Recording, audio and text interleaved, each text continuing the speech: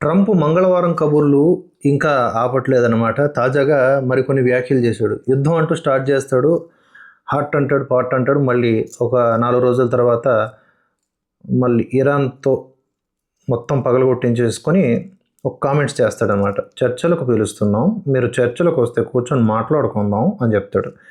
మళ్ళీ కొంత సరంజామా సిద్ధం చేసుకొని అటాక్స్ చేస్తాడు. మళ్ళీ స్టాక్ మార్కెట్లలో వాడి యొక్క అనుకూల వర్గము లాభాలు పొందుతుంది. ఇదంతా కూడా ఒక పెద్ద గేమ్. అది పక్కన పెడితే తాజాగా చేసినటువంటి వ్యాఖ్యలు, ఎందుకు మీరు ఇంత గ్యాప్ తీసుకున్నారు, ఇరాన్ మీద దాడులు ఆపేశారు అంటే మేము గ్యాప్ తీసుకోలేదు, వచ్చిందని సినిమా డైలాగులు వేస్తూ ఉన్నాడు. మన తెలుగు సినిమాలు చూస్తున్నాడు ఏమో పాపం. గ్యాప్ రాలేదని, తీసుకున్నామని అమెరికా అధ్యక్షుడు ఇరాన్ దాడుల విషయంలో చెప్పాడు. చర్చలకు సమయం ఇద్దామని ఆగామని వివరించారు. వాళ్ళు అడగట్లేదు కదా చర్చలకు రండి అని చెప్పేసి, మేము చర్చలు చేస్తాం. వాళ్ళు అడగకపోతే మీరు ఎత్తా ఉండడం ఇది చేతకంతం. దీన్నే మంగళవారం కబుర్లు అంటారనమాట. ఒకవేళ ప్రస్తుతం జరుగుతున్న చర్చలు విఫలమైతే మళ్ళీ తీవ్ర స్థాయిలో దాడులు చేస్తాం. చెయ్యండిరా బాబు, ఏదో ఒకటి చేయండి, ఒక క్లారిటీ వస్తుంది మాకు కూడా. మీరు ఎంత కూటుగాళ్ళో తెలుస్తుంది. అక్కడెక్కడో 15,000 కిలోమీటర్లు 14,000 కిలోమీటర్ల నుంచి ఆడ నుంచి ఈడకు వచ్చి ఏదో పుడిచేద్దాం అనుకున్నారు. పొడవలేక పొడిపించుకుంటున్నారు. మరోవైపు చర్చల్లో సానుకూలత వ్యక్తమైందని మధ్యవర్తులు తెలిపారండి. ఎవరు ఆ మధ్యవర్తులు?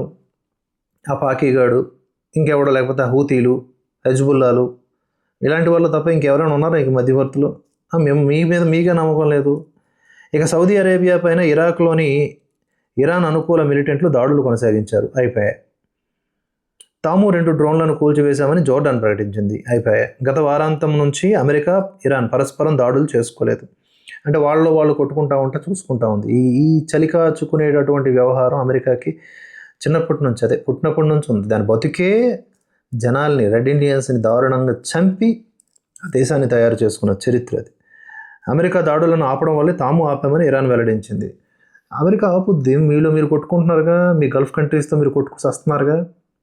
మీ మతిలో నుంచి మతం అనే ఉన్మాదం పోనంత వరకు దీన్నో అడ్డం పెట్టుకొని ఇలాంటి అగ్రరాజ్యాలు, సోకాల్డ్ అగ్రరాజ్యాలు ప్రపంచాన్ని రూల్ చేస్తూనే ఉంటాయి.